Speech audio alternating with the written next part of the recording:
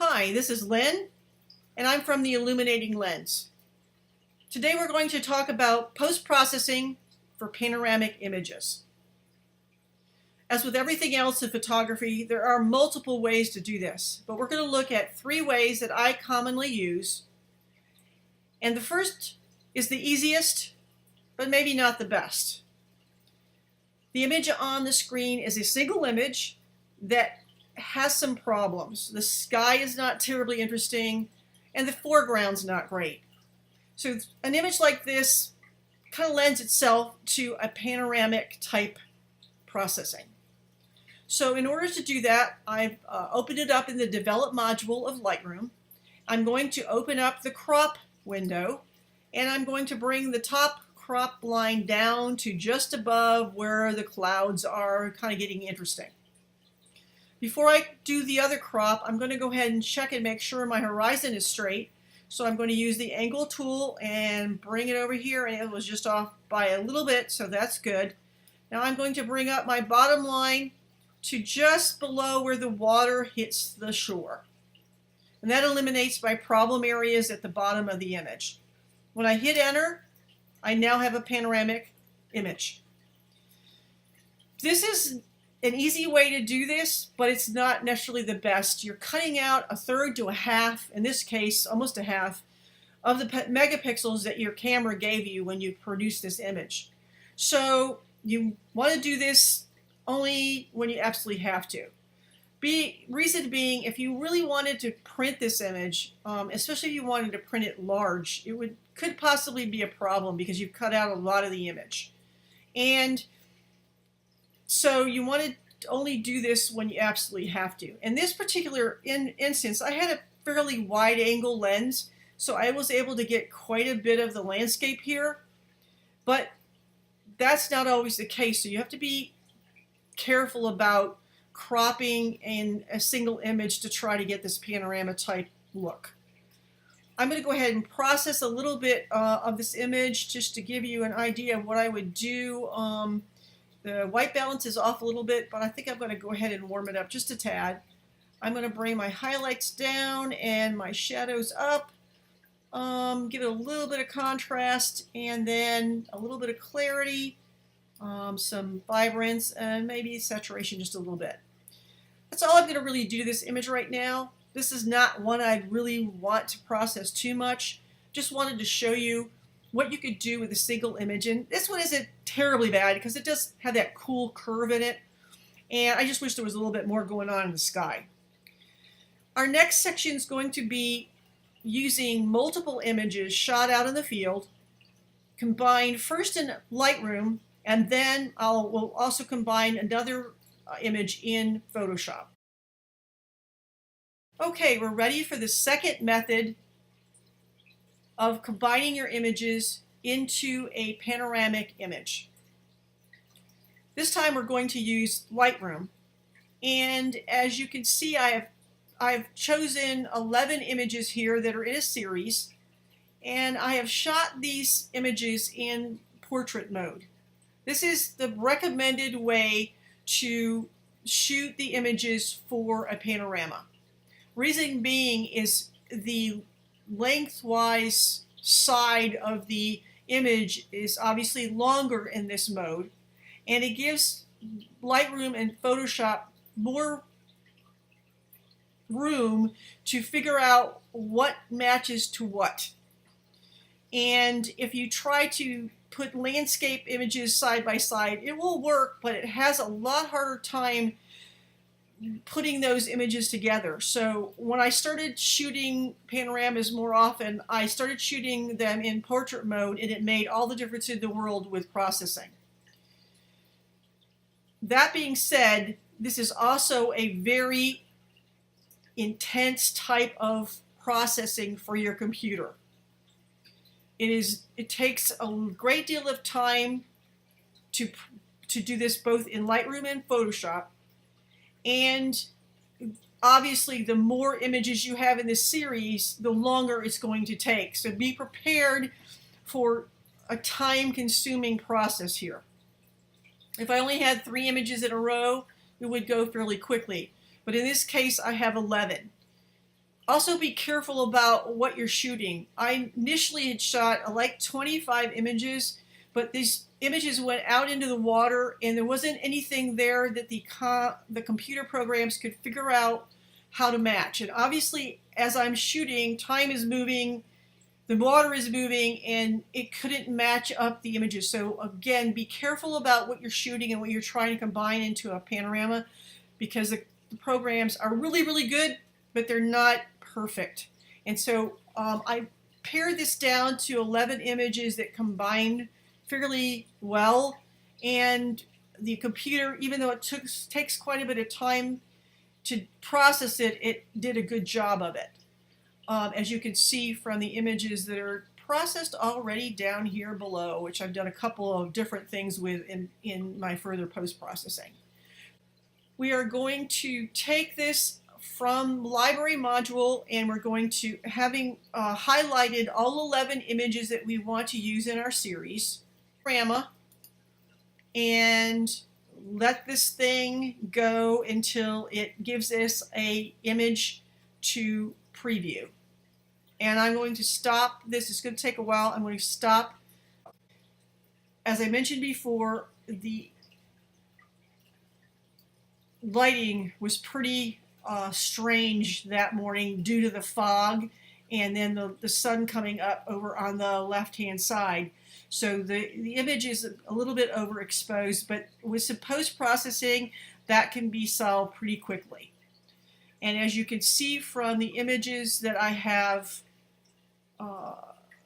already completed, this one right here was done in Lightroom, and I did a little bit of post-processing with Lightroom and was able to bring some of the color back into the sky. I used the neutral density filters and created the look that I've got here.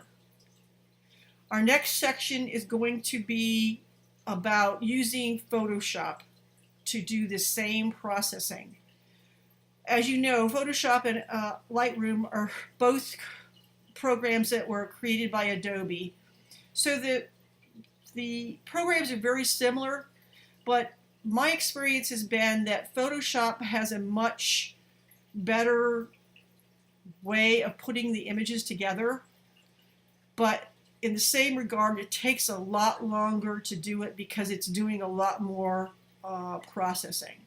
So, and as you can see, this image took a while to come up because it is a large image. That is 17,590 by 800 or 8,864 pixels. So it's a pretty darn big picture. Now, if I wanted to print this on a large, say for example, metal print, this would work great because there's a lot of megapixels here. So next section we will be talking about is doing the same thing with a multiple series of images and processing them in Photoshop. Okay, we're ready to start our third method of processing a panoramic image.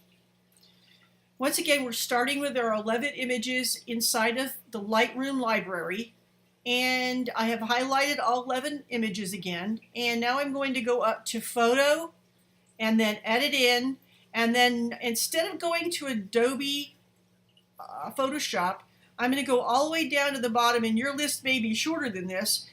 I have a lot of plugins in here. I'm going to go down to Merge to Panorama and Photoshop. Now this is going to take quite a bit of time to do. First it's going to bring Photoshop up, then it'll pull all the images over there as layers, and then it will process the image into a preview, and then it will actually merge the images. The first thing that comes up from Photoshop is this Photo Merge dialog box. And again, like in Lightroom, it gives you a bunch of different layout choices. And I always leave it on auto because that's the easiest one in this particular instance. It's listing all the files, and it gives you the option to take them out if you want, some out if you want to, or add some if you want to by browsing and opening other files. And then some new stuff that's been added recently to Photoshop in the latest updates is not only is it blending the images together, but it will remove the vignettes, which might be caused by your wide angle lens.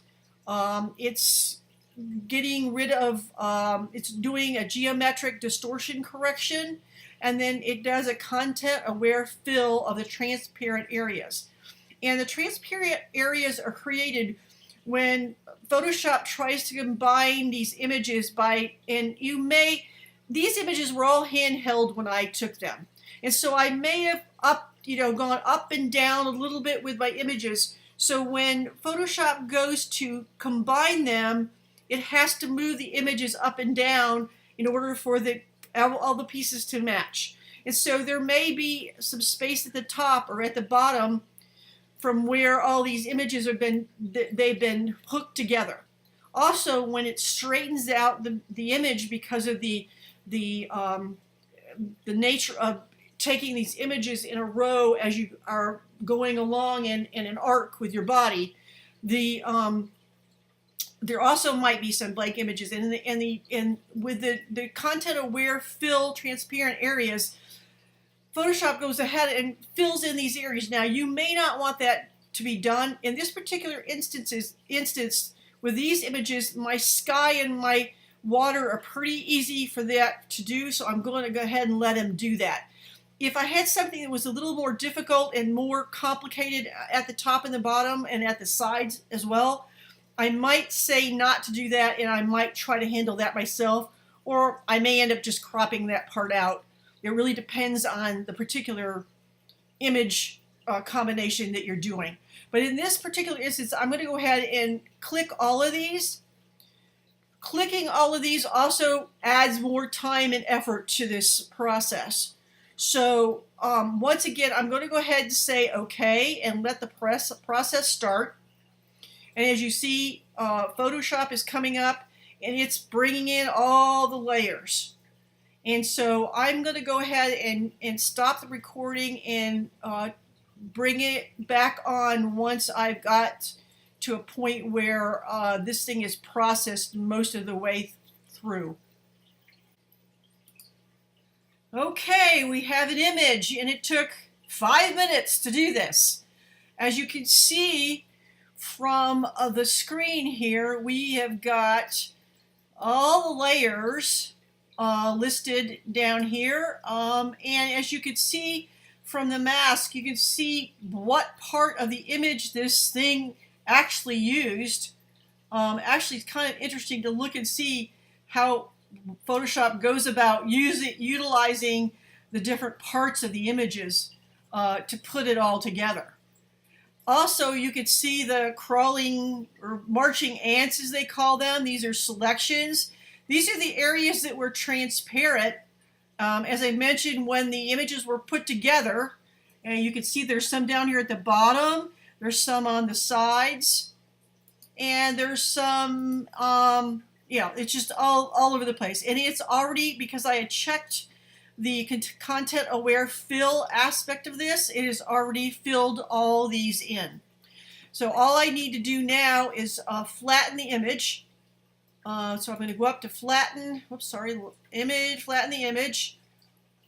And it's going to take a few minutes to process this thing. As you can imagine, this is a humongous image at this point.